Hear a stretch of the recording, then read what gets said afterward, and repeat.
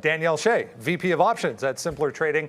Great to see you. Welcome back. We missed you last week. Hope you enjoyed your time off. How was your week so far? Hey, it's been great. Just looking for good setups in the market and trying to get through this summertime slop. It's pretty low volume right now. So what that means is I think that there's volume sitting on the sideline, and I'm trying to get prepared to ready, set, and go. It's like you can feel it. It's almost there, but it's not quite there yet. Let's talk about a few things here. Obviously, big week for the retail sector. Not only did we get that retail print back on Wednesday morning, but we also get a whole slew of retail names reporting earnings. I mean, as a group, it was fine. I mean, it's kind of been the theme so far this earnings reporting season. They've all kind of been fine. There's been nothing really terribly exciting. I want to get your thoughts on Walmart, though. If you remember going back a month ago, Walmart, the first to come out and say, hey, guess what? This could be a problem. And then the earnings report is fine. You know what? I really think the executives wisened up over the course of the last quarter because they saw what happened to their share prices the quarter before last when they announced surprises on the actual earnings date. So really what we've seen this quarter, especially looking at Walmart, I mean, if you look at this chart, you can see that they came out, they pre-announced bad news. What was that? On the 25th of July. The stock dropped 10%. And after that, everybody knew what was going on and there wasn't anything to be afraid of. So you had buyers come in, push the share prices up. By the time that earnings actually came out, nobody had to worry about the bad news because it was already known and the thing jumps all the way up above the 200 simple. So I think that what we've seen this earnings season is that executives have wisened up. They're pre-announcing the bad news. So when it comes to the earnings reports, you can actually look at charts like this that are able to reclaim those key areas of resistance. And now it's up above the 200 simple. I mean, Walmart's looking great now. So that is the theme that I'm looking for the rest of the quarter and into next quarter. We always get the big back to school kind of pre-rally in some of these names as well. When you talk about Walmart, you talk about Target even, definitely a beneficiary of that. Target this week, I mean, put Target aside if you want, but give me your thoughts on this week. There were a few big names. How did you approach this week's names and what were you trading? So, here's the thing is that even though the data is bad, and I mean, I've been pretty vocal about the fact that the data is not good, right? We've got inflation. We have people buying less expensive items. Walmart noted that, Target noted that.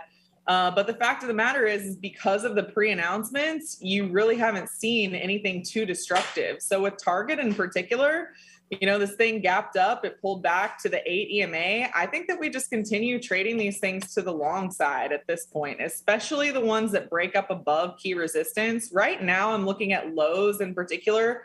Target's interesting to me as long as it can hold the 8 EMA on the daily chart. But what I'm really interested in is lows because I want to see if lows can reclaim this $220 price point.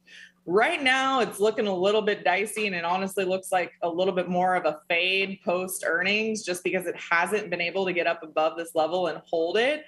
But what I'm looking for is I'm specifically looking for charts that were able to use earnings to breach up above what was resistance, and that's now support, because I want to see if they're going to be able to launch off and keep going. Right now, you're right in the middle of those zones, and it's yet to be determined if they're just going to roll over and die or keep going. But I think that's the trade here. It's a good theme for the conversation in general, going back a couple of weeks, even for the overall market. Is it just going to roll over and die, or are we going to continue here? We get the Fed minutes this week as well. I think everyone was maybe looking for more of a clue as to when they plan on slowing things as far as interest rate hikes and the pace at which they are hiking goes. As far as the market is concerned, we talked about 4,200, I think the last time you were on here on the S&P. We go right through to 4,300 and then some. So now what?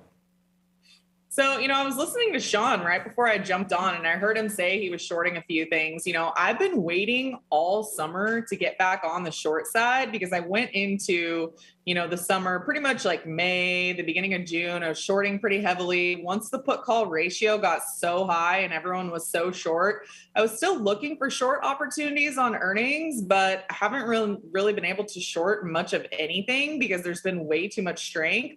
So my main focus right here is whether or not this main index, the S&P, can get up above this 200 simple moving average. You're looking at like 4,300, 4,350. And there's so many charts. We just looked at a couple of them, Lowe's, Walmart, that look exactly like this, right?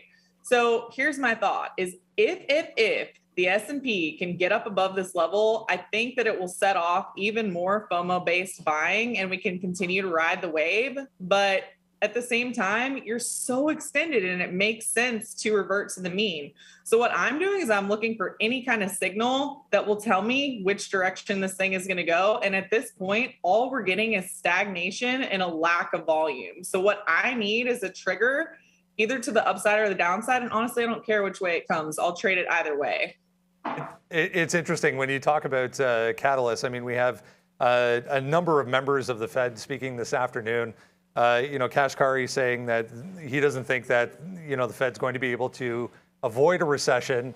On the other hand, there's a few others saying they've already done too much. So it's back and forth we go when trying to find that catalyst for the overall market. But great point. Let's look forward a little bit here because I was going over some earnings that are coming up next week, and there are actually quite a few that are definitely going to provide opportunities. We get Nvidia, we get Salesforce, we get Snowflake. I mean Peloton, but it's Peloton. Some of the Chinese names as well. JD.com going to report next week. What are you looking forward to next week? So, I think next week is going to be really critical. I know we're kind of in the point of earnings where it's slowing down a bit, but the reason why Nvidia is so in focus for me is because of the way that the semiconductors have just been so quiet and they've been a little bit held down, especially by all of the issues going on between Taiwan, China, and the US.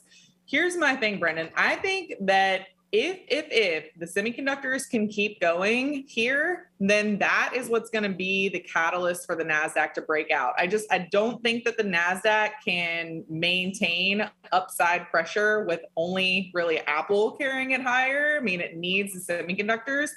And right here, if you look at this chart of SMH, I mean, you can see the way that it shifted trends. It's pulled back to the 21 EMA. This is my key area of resistance. It broke through all of my resistance. It just needs a catalyst to keep going. And it would make sense that it's Nvidia earnings. You've got Nvidia pulled back, looks like it's ready to launch, nice cup and handle pattern. Nvidia normally does well on earnings. The last 2 quarters, if we pull up the data and see what actually happened with this stock on earnings, it was pretty soft. It fell 5.5%. The quarter before that, 3.5%.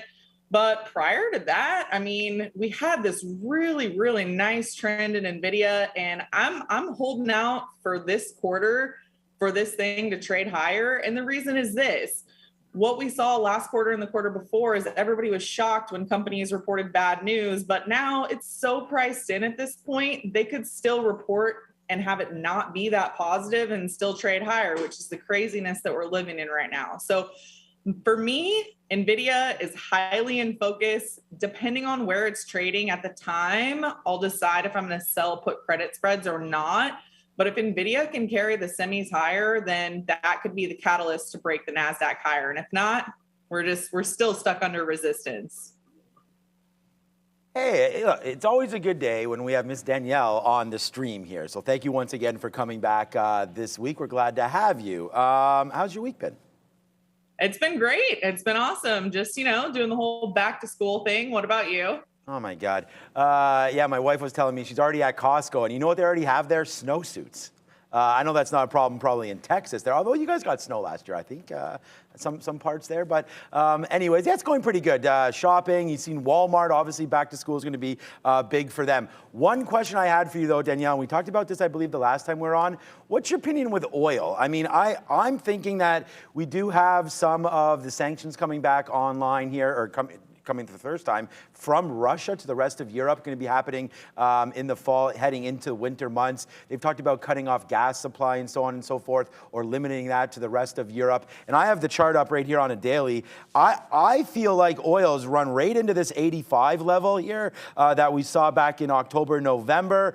So this is crude. We obviously had that high back on June the 8th of 124 before absolutely falling back down in. That's June 15th, sorry, falling back into this $88 mark. mark. So you do get a pretty nice retracement back down. I mean, you're taking 50% and it's $60 off of 120, bringing it back down here to $88. So for me, I remain bullish on oil. I know we're below. That's the 200 right here at 95. Plus we have the 50 up here at 98. So we are still below. I feel like this is a decent opportunity to pick up some oil as, you know, some of the summer months obviously coming to an end here, heading into winter. Historically been a good time for oil and nat gas, and we've seen some nat gas going a little crazy here today as well. Any opinions on what oil might be saying to you? Hey, you know, I love your analysis, and that fundamental take makes complete sense. You know, I was actually just talking to Sam about this, who you guys had on your show when I was out of town last week. And he was looking at Oxy. Now, I really like XLE here. I have been buying long-term shares in my long-term accounts of just XLE throughout the course of the summer. I know that it corrected a little bit steep, but after the incline that it had, you know, it makes sense that that would be the case. I like XLE. I like Oxy. I was just looking at Chevron as well. I think that we're going to start seeing oil prices go higher. I think we're going to start seeing XLE as a whole go higher. And I think as far as trades are concerned, we can definitely start selling some put credit spreads on some of these major oil names. I agree. I mean, I think I like all that kind of stuff, and I like that you bring the options into that play as well for some of our home viewers. That, again, under the PDT rule, some of these guys can't, you know, scalp the way that we do, obviously, here on the show. But I've been sort of pumping XLE and another one in Canada called ZEO. There, you guys say Z or Z over there? What would you say if a symbol was ZEO? What would you say? ZEO? Maybe, sure, you can call it ZEO. I had this discussion with my wife the other day because, like, you know, here with Jay-Z, you know, we talk about that. And when you're doing the alphabet, it's like XYZ, you know, JZ. Like, are we ever going to be saying that? I don't know. But anyways, okay. This is what we do on the show, Danielle. We get a little bit drifty here. So, yeah, thanks. Oh, predictions on the NFL season. I mean, I know you go back and forth there, being a Kansas City fan. Is that where your loyalties still stand heading into this year? I know Patrick Mahomes, I think, is like 6th or 7th ranked quarterback as far as fantasy is concerned heading into this year. Seventh. He's like number 2. No, I see on some of the fantasy websites that I'm seeing right now, 6th or 7th there. But anyways, Neil, obviously a fan of the Buffalo Bills as well. But any predictions heading I have into Mahomes in fantasy. That's what, in the league that we're in. So he's trash talking. No, I'm not trash talking. Okay, anyways, we'll go back to this. But any predictions on the NFL season, Danielle?